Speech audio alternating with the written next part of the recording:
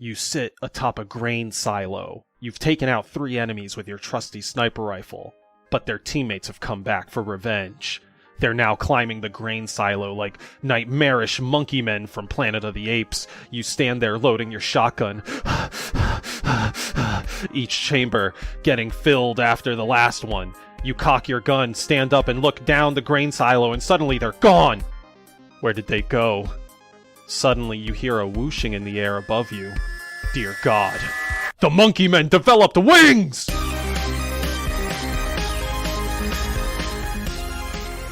Hello, and welcome to Head-Mounted Destinations, a podcast about virtual reality and VR game development. We provide our perspectives as developers and provide a peek behind the curtain for people interested in how VR games are made.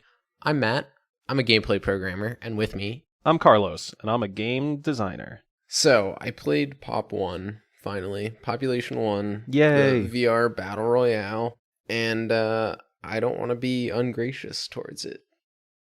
So... Whoa, interesting. Does that mean you like it or not like it? I have played quite a bit myself, and I like it overall. I noticed there are friction points, though. To be fair, I only played like a couple of hours, and I would say a half of that was like the war mode, the 9v9. Oh yes, I haven't tried the 9v9 mode yet. I'm really excited to check that out. But the 3v3 feels pretty good. The 9v9 is great because it puts you into a voice chat lobby with everyone on your team. Oh my god. So it's literally just like Xbox Live gamer time. Just like everyone, it's because there's not even distance attenuation, so everyone is in everyone's voice. I was just gonna ask, because they do distance. They do distance attenuation for the 3-man squad, don't they? Like, I vaguely recall I'm not able to hear my friends when they go really. No, I might be wrong. They do it in the lobby, in the pregame lobby. Oh, okay. Mm-hmm. Because then it's everyone is in, and you can talk with the enemies, and so you can't hear people that are more than like 10 feet away. Right. Something. So when you're in the actual match now, no matter where your 8 other friends are scattered, you can just hear them in your ear. Yes. And it's also absurd because at that point it's essentially a 9v9 deathmatch with one life on this giant map, and it's just so you're just like ambling around for a couple of minutes just kidding up, and then like finally there's an engagement and basically everyone goes to wherever the fight is and there's just this giant battle and then one team wins. It's so bizarre, but like it's one of those things where I wouldn't buy the game for it, but the fact that it's here and it's just this like raw, just like get dumped into a voice chat with a bunch of people and like play this kind of lame shooter, it's so precious. I don't know. It's one of those moments you want to capture. Yeah, the community side of things is very cool and fun and wacky at times. But I agree. Like when I said earlier that there are friction points in the game that I noticed, I would say, like, despite those friction points, the overall experience and package comes together to really sell this fun game. Yeah, I mean, it's like the minimum required to execute on the concept, I would say. Yes, but, big but, it accomplishes a greater experience, despite it being those basic ingredients. It's like I'm tasting a pretty damn delicious gumbo, even though the cooks went to the dollar store to get all the ingredients. You know what I mean? Sure. I think it's like a very basic soup, but it's fun because you're with friends. Yeah. And I think you would be having a good time anywhere. And this is just playing up on the various associations you have with other Battle Royale games. But it doesn't bring anything to the table, and it could be a lot better. It could certainly be better. It doesn't bring anything majorly new to the game, besides maybe that like T-posing flight ability. But then again, in Apex Legends, you know, you have the ability to zip line up and then like skydive elsewhere. But in terms of like VR Battle Royale, I feel like this one maybe had 1 or 2 slightly different things from the other ones on the market. and it helps that like it's on the quest, and all it has that community, and the quest is sort of like looking for something to latch onto, and this could very much be that game, just like Echo is. It is impressive technically that what they managed to do on the quest. I'm impressed in terms of visual and all the stuff like they managed to cram into the game. Yeah, specifically, what are you looking at? Are you thinking like render distance? Yeah, I mean, just like having that huge map and like all the characters and the fact that it's 18 people in a game with the voice chat, and it has okay shading. Like it's not that typical flat shading that we see on Quest games. It just does it a little bit better. It's not noticeably bad. Yeah. Like it's impressive because it's a big game in terms of where you're able to go and what you're able to do, and it looks fine. Yeah. From a technical standpoint, like great job getting the map to actually load in at all times, getting a bunch of players in there. One thing I did notice is that the rendering distance for like pickups and stuff is farther on Quest 2 by at least like 5 meters. I don't see that as like a horrible gameplay advantage, but it is certainly a gameplay advantage nonetheless, being able to spot things from farther away.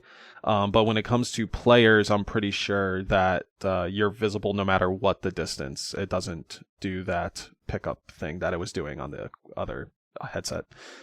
I have to give them props, because now that I'm getting out my opinion, I'm sure they had some design envelope where it was like, we need to almost match other battle royales that aren't in VR feature parity wise. Obviously, the most egregious example of that is the building walls, which is like, oh, we gotta have this because Fortnite. But so given what they were working with in terms of like, we gotta make a game that's like this, there are some really good choices. The climb anywhere, fantastic decision. Awesome. Always awesome. Yeah, it just uses that aspect of VR of like being able to hold with one hand and like peek over things and just like having a better 3D awareness. It creates more opportunity for immersion, right? Like climb anywhere means, hey, you can interact with your environment. Use that how you will. And then you get the very Breath of the Wild sandbox element of, I am now in the middle of a scenario. I have the knowledge that I can climb anywhere or grab anything, and I am going to use that to my advantage here, right? Like if you're at a gunfight at the tower or some sort of building, you can say to your friends like, yo, cover me, like just shoot covering fire. I'm going to climb this building, get over it, and flank them. And like, you are now more immersed, you are more grounded, because you are like actively tethering yourself to the environment in a physical way, but then mentally already laying the groundwork logic of like, okay, I can touch my environment, I can maneuver around my environment. That's already like happening in your head at a subconscious level, and consciously you're now doing problem solving that accepts that you are a part of that fake world, and you're actively trying to solve the combat scenario with that information. Yeah, all the geometry in the world is brought into the like stage of play, which, I mean, like if the game didn't have that, it would be very boring. Yeah, it would be so much worse. And so the climb anywhere both gets over any issue you might have with the like joystick movement implementation, and it introduces verticality into the combat. So that was very smart. And then the inventory system, I actually quite liked. The wheel that you bring up with one hand, it's very easy to select slots, and as you gain backpack slots, that wheel just gets more and more divided. I don't think it gets more divided. Oh, does it unlock? Yeah, the circle has X number of cells in it, and then each cell just has like a locked symbol or something. Right, okay. And then as you pick up backpacks, the cells become active. That was basically unnoticeable because it worked so well. I agree. I really like that system. A lot of their systems are just pick it up and go, and I like that. The only stuff that isn't, if I recall correctly, is like the guns and maybe the health. Okay, so like guns are pick up, then you need to like load it and cock it, right? And health is usually pick up and then do one very simple action and then consume it, right? So for the banana, you're like, the banana is probably the most complex because you need to peel 4 pieces as opposed to the soda can, which is just pop the lid and put it to your mouth. But yeah, all of that stuff I just mentioned just adds to the appeal of that game because those are very Okay, I see. Low-hanging fruit interactions for VR, but they are happening often enough that it just has that, oh, I'm in VR, like this is fun feeling, and it helps ground you even further. I kind of disagree. I dislike the banana. Me too. Let's talk about why we dislike the banana. There's a number of reasons. The most not designy of them is that who the fuck peels a banana like that? Like, oh, let me peel this side and then this side and then this. Like, no one peels a banana like that. How do you peel a banana if you're not pulling all 4 sides?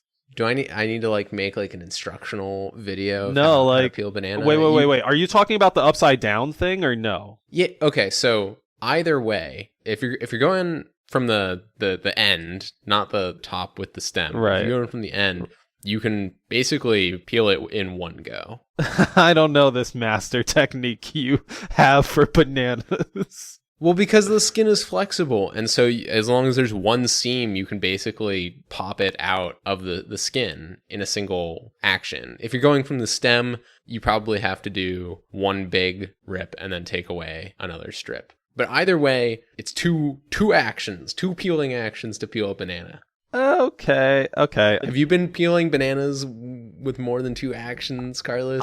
You've been wasting minutes of your life. I'm pretty sure. I don't know how you've been peeling bananas, but you're going to have to send me a YouTube video because I have been doing... Most of the time, I've been doing the 4 peels. The 2 peel technique you're talking about just sounds like whenever the stem, like, just doesn't let go of a certain part of the peel for me. But I will say now, bringing it to a more, like, game-focused, reason why I don't like it is because it is far more steps than any of the other health items. And the grabbing point... I just don't really like how small it is, I think. I tend to get kind of, like, tripped over myself in terms of hands when I, like, go to reach at the top and pull down, and then I'll, like, reach at the top again and pull down. Like, sometimes you won't pull down the peel enough, and it'll, like, snap back up or something like that. Which was amazing to me, because a lot of the other interactions in the game are super forgiving, right? Like reloading, it's just like it's almost binary. Yeah, exactly. And then the banana is super finicky. So they definitely could have improved the weight, just made it less finicky. However, I do like that it requires a lot of action because it's very well balanced, I guess. Yeah. Of like you have to do this thing, but then you get a big reward for having occupied your time. You get a bunch of health back immediately versus the soda can, which is you do a small thing and you get a little bit of health over time. Right. And shield is also like shield. You don't have to do any special interaction. You just grab it and it automatically gets added to your shield pool, which I like. And it goes to your point about things having importance and time being linked to that level of importance. Like the revive. Oh, Jesus, the revive, man. Yeah, talk about freaking time crunch and being in a tight scenario. Like, whenever one of your buddies is dead and you're in a firefight and you tell one guy, like, cover me, and you're just, like, rotating your hands together for however many seconds, but you feel like it's an eternity, and on top of that, like, the people, your enemies, can hear that shit winding up, so it makes it feel like you have even less time to do it. But that, yeah, I think the defib interact is the longest interact by far because you are charging that ridiculously meter. Long. Yeah, because you're charging that meter. And I kind of would like to see some items or equipment get added in that might be able to modify things like revive time. Well, and I'd especially like to see the defib action have nuance to it, where like maybe there's techniques to get it to charge faster. I think there is, but I have not found anything concrete to prove that. Okay. To me, it just felt like a linear meter. Oh, for me, I felt like I was like getting faster progress when I was like circling the paddles around each other, like facing each other, as opposed to, say, sliding them up and down, grinding them against each other. Huh.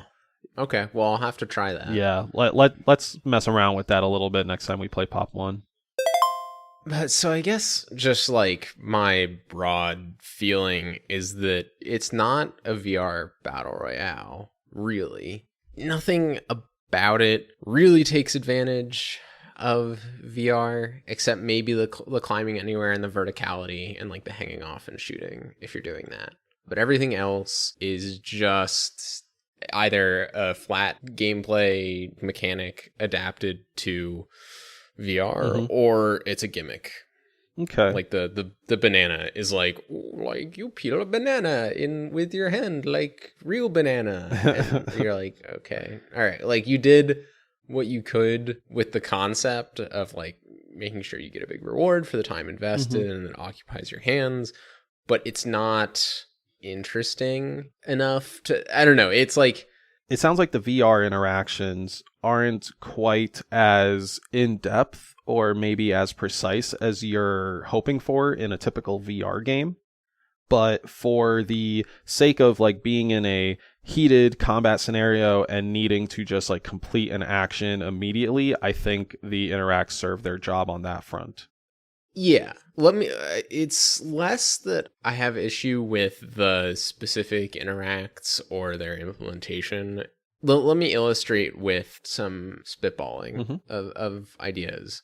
If I had to go back to the drawing board on this and rework it, I would slow the player way down. Movement just be a lot slower, at least in terms of the base walking, and potentially expanding with sort of non-standard mobility stuff like being able to teleport between pads or being able to throw teleportation balls where you can like go through a portal, or having like one person in the squad who has a teleport ability and can teleport everyone with them, or, you know, adding in vehicles, not even necessarily like full vehicles, but like some sort of like moving platform system where everyone can hop on and you can go to a destination and like shoot off while it's moving. So like taking away from the just like, let me strafe in all directions super fast and run around like a person with my joystick, and instead get people to focus on like taking cover in their play space and like staying in one spot and exchanging fire with people, and sort of, I guess, remove fast mobility from the gunplay would be one big thing, because it basically just devolves into let me like strafe around with the joystick while shooting. You run into the issue of you're trying to do things with your hands and also go in a direction with the joystick, which is hard to control, and like it's shitty to aim at the distance the combat happens while you're moving and the other person's moving, and it's just like relatively unsatisfying. And I think I blame a lot of that on the mobility.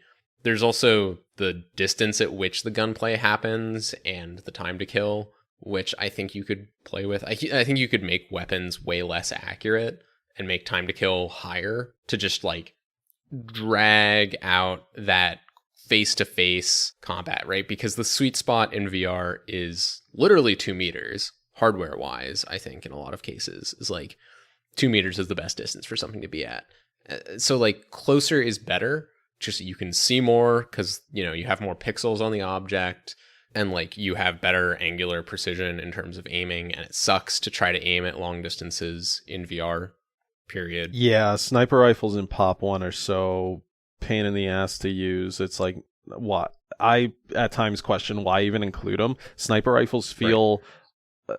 I mean, granted, you know, if you can make a sniper rifle shooting gallery game and it probably feels awesome, but yeah, trying to like shoot a target with a sniper rifle in VR is at times the most annoying thing. Now that being said, I absolutely loved it in Phantom Covert Ops, so there is something to it. But granted, in that game, again, most of the enemies are like slow moving, standing around, they're on a predictable patrol, that type of thing. Yeah, it works a lot less in multiplayer. Yeah, and so I kind of disagree with your overall opinion on the game, I suppose. Like you said, it's not a VR battle royale, and I kind of agree with that. Like, I agree with that with like a very light asterisk next to it, because to me, this feels at least out of all the VR battle royales that I've heard about, this sounds and feels the most like it was made for VR. It may not have all these like VR first implementations and thinkings, but it at least currently feels like most at home in a VR medium, like for that game. They execute on it pretty well, but at its heart, it is a Fortnite-esque battle royale, but ported to VR. But they execute on it well. What it's not is someone saying, what's great about battle royale from like a very high level player experience, right? Yeah. What makes these games fun? And then going, all right, how do we make a VR game that captures that same player experience from a high level? That's not what it is. It's, we have X, Y, and Z mechanics, right? We have like pickups on the ground, you go into buildings, you loot, you can build walls, and you have guns, and the guns have like legendary or rare and different stars that make them powerful, and you need to collect ammo, and then you have the squad and you're moving around this map that you drop into at the start. Like, it's all the laundry list of mechanics from regular battle royale games, but ported to VR. Ported well, but just ported. Right. To kind of illustrate your example further, it was like, hey, here's all the things that you already listed. We think this is going to, be the bare bones minimum to make a fun battle royale game within VR. Now that we're doing this within VR, which of these mechanics can we really lean into VR? And then how can we do that? Which I think is fine. Obviously, you run into the issues that we were both talking about. And eventually we will get that like made fully and only for like VR type game. But I think that this is definitely the best step forward so far, and like having those conversations of like what can we add here that might be more VR centric? Like, who knows if flying was even in the game before they thought about like what can we do with VR, right?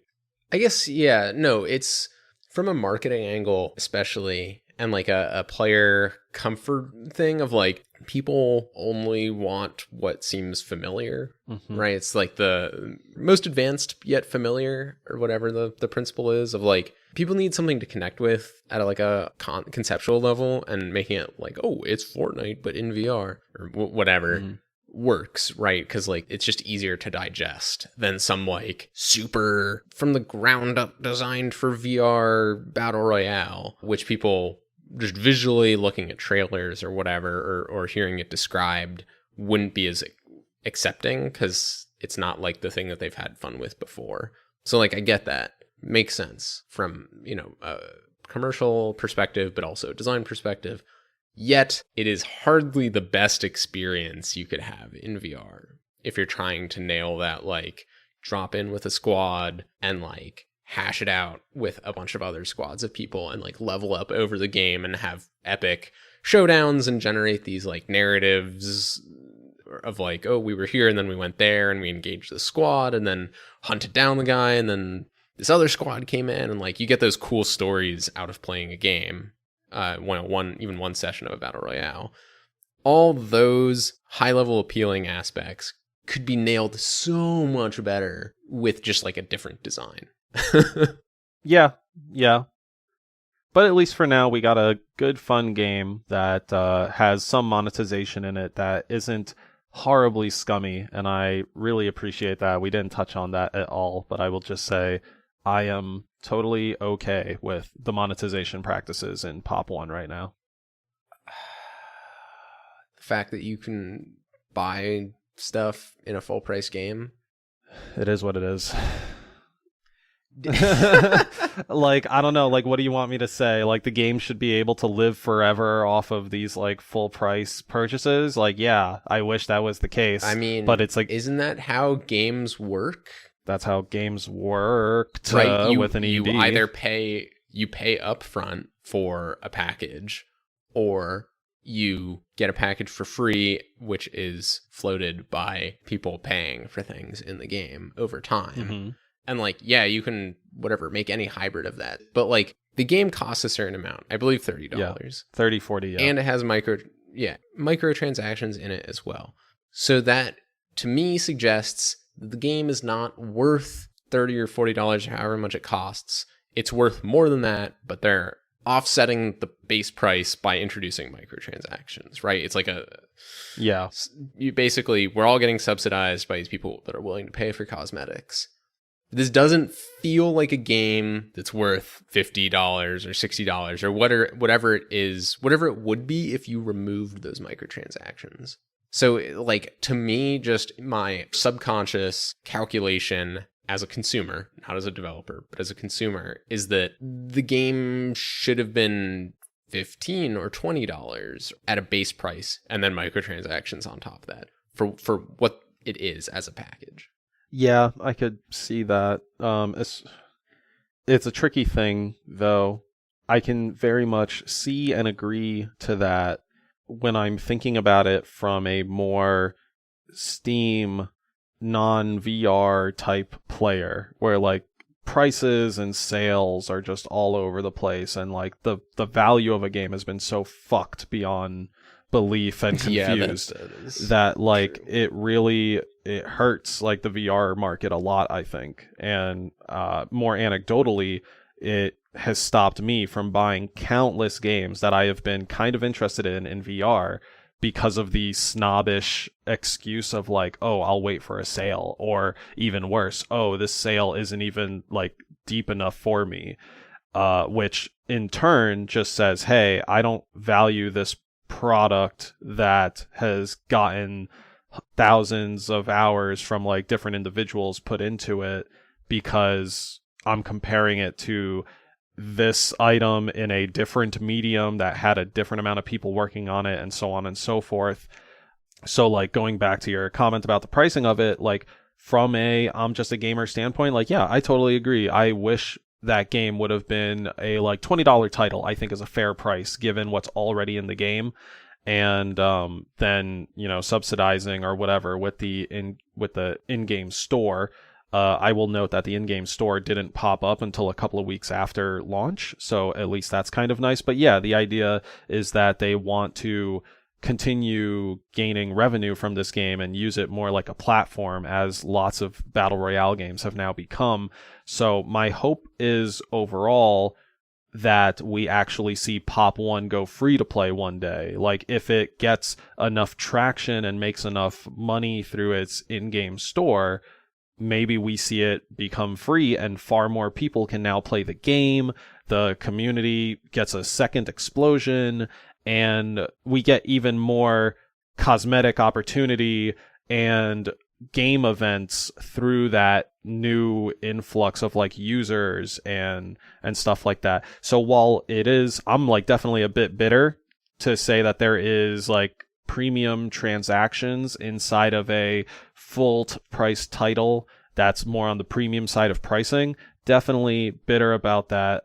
But I try to focus on the silver lining, which I hope the developers are looking at as well, which is to one day make their game available to everyone and pull off more of a Fortnite thing in terms of like stability and monetization. Yeah. I mean, it's hard just in general working with a multiplayer only live service game. Mm-hmm. Like, that's basically one of the hardest things to pull off, especially in the market right now. Because not only are you competing against, you know, Warzone, Fortnite, all these other games that are free to play, huge live service, super polished, lots of content, you know, always getting updates because it's a live game and like backed by these huge companies. Just the fact of like getting any multiplayer only game up is really hard, especially when it costs money, because you need a certain minimum population in order to always have servers for people to play on. Otherwise you get a quote unquote dead game where there's no population at all, and someone buys the game for money, tries to play, it's multiplayer only, can't find a match unless you have bots, but bots only go so far, and then they leave a negative review because, oh, it's a dead game, and people are even less likely to buy it.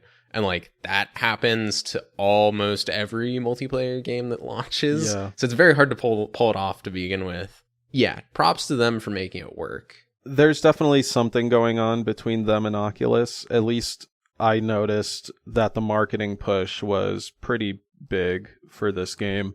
And I think even now you're still seeing it on like the front page and stuff. So they've got to be doing some sort of marketing partnership with Oculus, or maybe they just had a good marketing campaign for the launch of their product.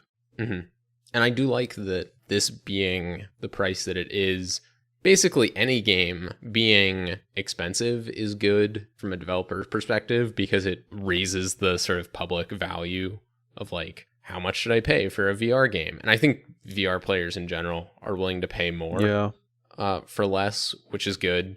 There's sort of this understanding of like, it's a terrible way to view it, but this is a calculation that most people do, is like, for an hour of VR content, how many dollars am I paying? And that dollar price per hour of entertainment is higher, which is good. Versus like, you can watch TV basically for free and like play a lot of PC games for free, especially with the Epic Game Store giving stuff away, or Steam sales being absurdly low, where to the point of like, you sort of price your game based on if it's going to be 25% off, then it's the actual price. We see that now. Exactly. And what gets lost in the sauce when you're doing all these types of calculations is the fact that you're actually in that game world. Like, it's very easy to forget that, and that feeling is magical. Like, no matter how many times you kind of go through it, being in the game world, you know, climbing the tower, hanging off a wall like a fucking orangutan with an AK-47 as if it's Planet of the Apes just before you get an epic W in a battle royale. Like, that is shit that you certainly would be okay paying $8 for 1 hour to experience that, right? But somehow that gets muddled up in our own machinations. Well, and the real issue is that an hour is not an hour, especially in games. Personally, and I know I'm an outlier, but like, I'm very willing to pay a lot more money for something that's polished.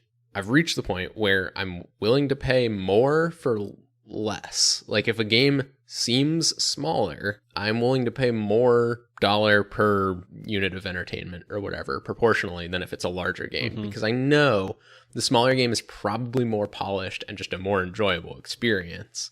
That's what I want. I don't want some dilute experience. I want something that's punchy and focused and maybe only 3 hours long, but I'd rather get 3 good hours and spend $20 on it or whatever. Yeah. I mean, it's a little bit of an exaggeration, but you want 3 hours where your immersion never gets broken, where the things you do get responded to, as opposed to something that you're going to play with friends for maybe 20 hours, but half the time you know very clearly you're playing a game and maybe half the interactions aren't exactly matching what you want. Like, I totally feel you there.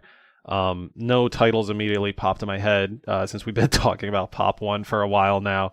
But yeah, I get you. And I think with yesterday, me kind of breaking down and buying some things on the Lunar New Year sale, that was my getting over the hump of being a stingy, entitled gamer and giving back a bit more to the VR dev community, despite it being on a sales day. But come on, those sales prices are kind of low. Cut me some slack. Yeah, I mean, it took you guys haranguing me for months for me to break down and buy Pop 1. Yeah, it was definitely at least 1 to 2 months. And then like another month to actually play it. Yeah, we had to talk about it for like 1 to 2 months to kind of get over that mental hump of, is this just a flavor of the month game? Is this something that is like actually worth my time? Less so than it being a flavor of the month, but maybe on a technical level, like, is this worth me getting? And especially from the multiplayer standpoint, like you said, the communities die out really quick. So when a multiplayer game does come out, you are either jumping on the flavor of the week train or doing what you did, which is like wait and see if there's any staying power. And if people are still talking about it, then it probably is okay to like jump in and, you know, enjoy, which you did, and the community's still there. Like, you're definitely still able to quickly find matches. Okay, Matt, so now that we've kind of talked at length about this game, overall, like, if you're talking to our audience, our new Quest users, our returning Quest users, anyone who wants to, like, you know, be playing VR, would you recommend this game given its price, given what you have played with it, and given, you know, what else is on the market in terms of VR battle royales, specifically for Oculus Quest? If you play any Battle Royale on PC or console or whatever, non-VR, whether it's Warzone or Fortnite or Apex or insert other Battle Royale here, if you like that and you're looking for an equivalent experience in VR, Population 1 pretty much nails that. It will give you what is on the tin. It will give you that experience, but you're in a VR headset. Whether or not after experiencing that, you'd come to the realization that actually what you wanted was something else in VR, who knows? But it is worth the money if that's the experience you're looking for. If you're not super into those types of games and you're looking to but it's in VR, so maybe it's better or different. No, it's the same. Yeah, I feel that. I can kind of get down with that. I would recommend it if you want to be cool monkey man who could fly around and shoot and do crazy shit. I would say go ahead and pick it up, and it's very fun when you have friends to play with. But if you don't, the pregame lobby is always a fun place to make new friends. We did a whole episode on that. There will be a link in the show notes. Go check it out.